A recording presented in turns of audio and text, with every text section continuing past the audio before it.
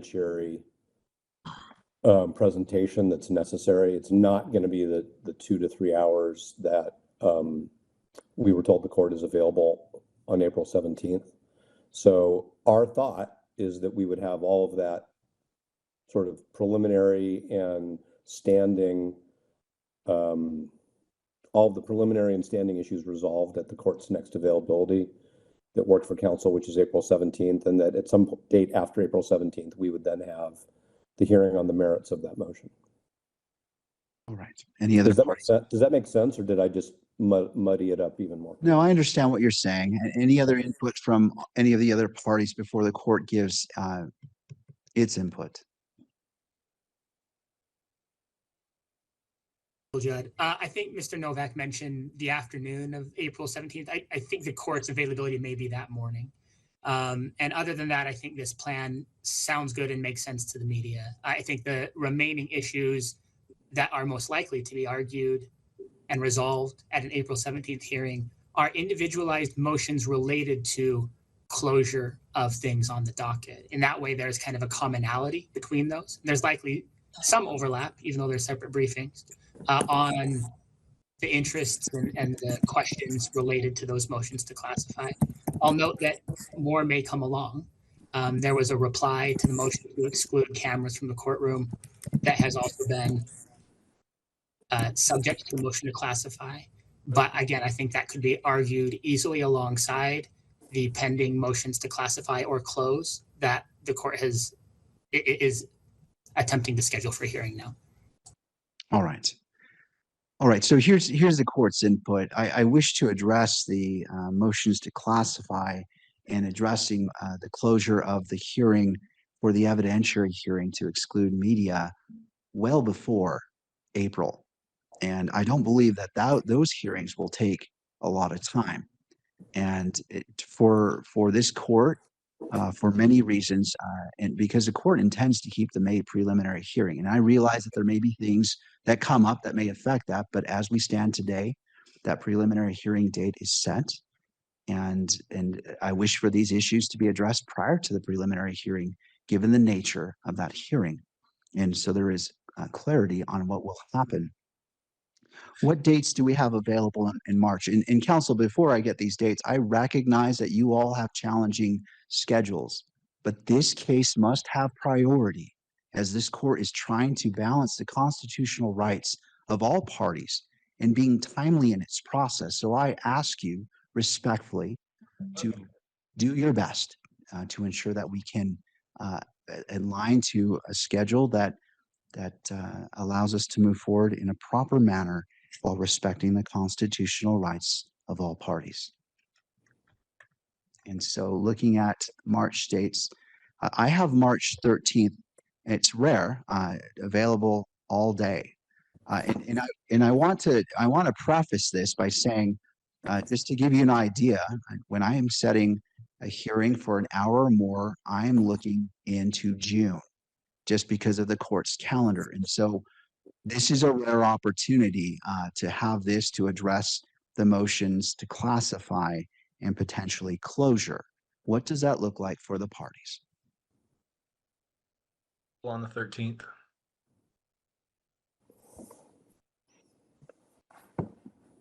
Thank you.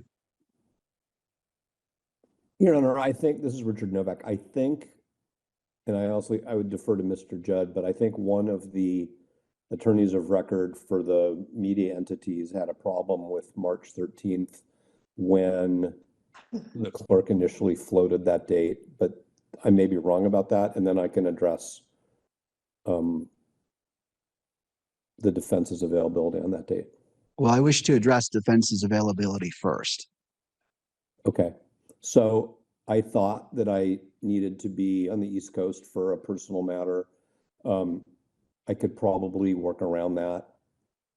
The only other conflict we had was that Ms. Visser was scheduled to start a serious felony matter the following Monday morning, the 16th. But we hear what the court's saying. So I can adjust my personal travel schedule to accommodate the court. And I appreciate that the court wants to take advantage of this rare vacancy in its schedule. Right. Thank you, Mr. Novak. I appreciate that. Mr. Judd. Your Honor, does the court have a view right now as to whether this would be an in-person hearing or something that could be argued by WebEx? I will accommodate the parties, and of course, turning to defense, and their preference is important, whether they request in person or via WebEx, or maybe it's mixed. Maybe some of us appear via WebEx. Well, not the court, but the rest of us. So I am open to try to find a solution.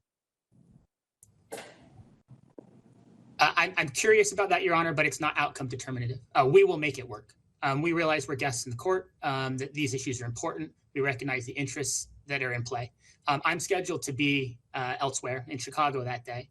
I'll appear by WebEx if that's what the court allows. If not, then I'll move those plans. This is a priority, and if that's the time that it works, then we'll make it work. All right. To the parties, first, is it the intent to be in person? And if so, what are the thoughts about Mr. Judd appearing via WebEx? Your Honor, the state is open to any procedure that will allow us to have this hearing on March 13th. We can be in person or via WebEx, and we have no objection to other entities, representatives appearing in whichever way is most accommodating for them. All right. Thank you, Mr. Ballard. Mr. Novak.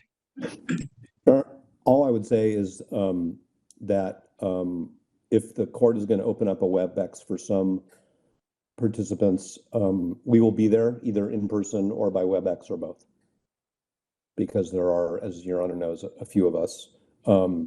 Ms. Nestor will not be present because she's already engaged in trial in another county. But we will, I guess what I would say today is that we will be appearing in person, present in court with Mr. Robinson with us. If there is some reason why one of us needs to appear remotely, then we'll address that with the court. All right. Thank you, Mr. Novak. So it sounds like we're going to go ahead and set this in person. I realize that, there are complications, and Mr. Judd, it looks like there is no opposition to you appearing via WebEx. And of course, as mentioned by defense, there are certain attorneys that may need to appear by WebEx. So we will accommodate that, and we'll anticipate Mr. Robinson's appearance in person on March 13th. Counsel, given the direction of the court dealing with closure and classification of motions, how much time will you need to conduct your business in court? I want to open that up and lock it down before that date gets cannibalized by other important hearings as well.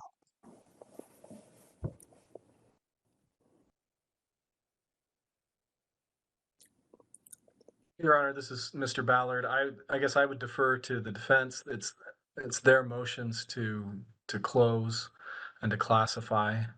But I think having a time limit regardless would be helpful.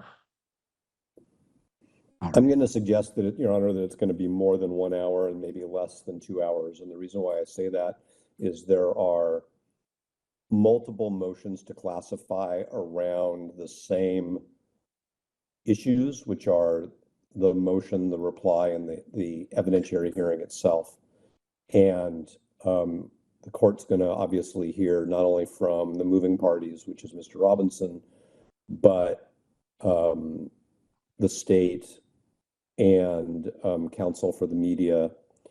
And it would be hard for me to imagine that many attorneys in the court could do all that in less than 1 hour.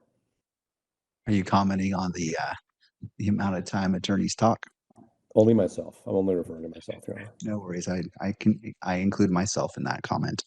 All right. So let's go ahead and set aside 3 hours just to be safe. I don't want any party to feel pressured, but as mentioned by Mr. Ballard, I believe that setting a timeline is appropriate. So Let's go ahead and start. How does 10 a.m. on March 13th look? 10, 11, 12, concluding at the 1 o'clock hour.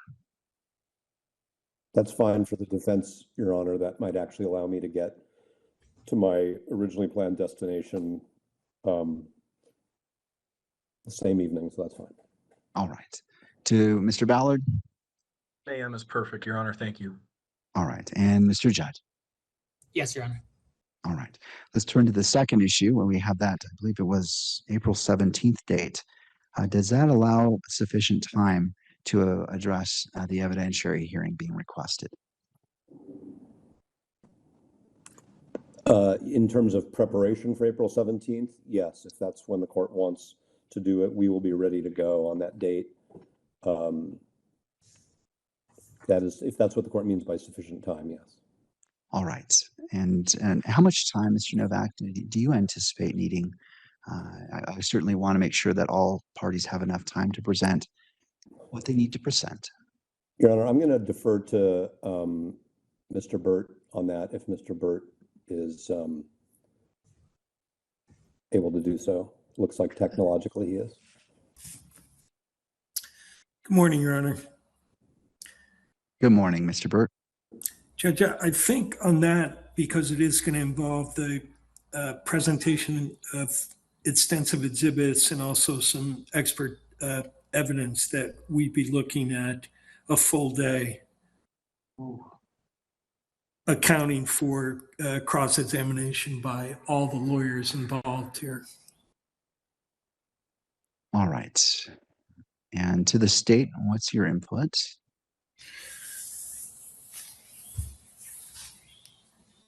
A is more than enough to be able to address those issues. All right. And to the state.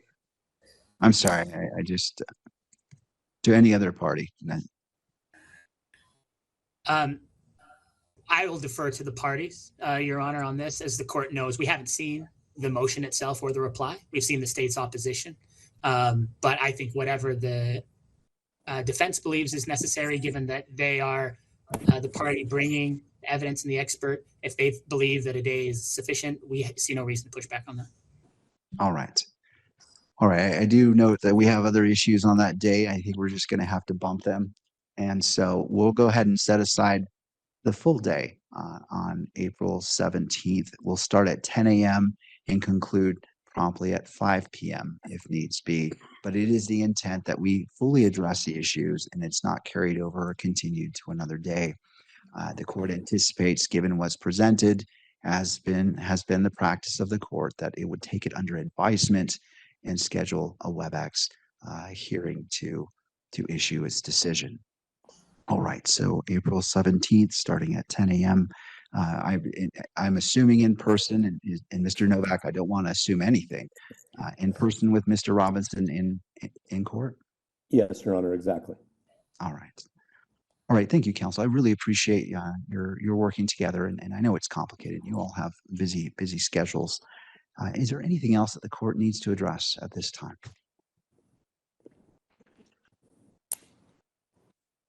Thank you. Nothing on behalf of Mr. Robinson at this time. Thank you. Nor from the media, Your Honor. All parties, I appreciate your hard work and your efforts, and we will be in adjournment until March 13th. Thank you. Court is now in recess.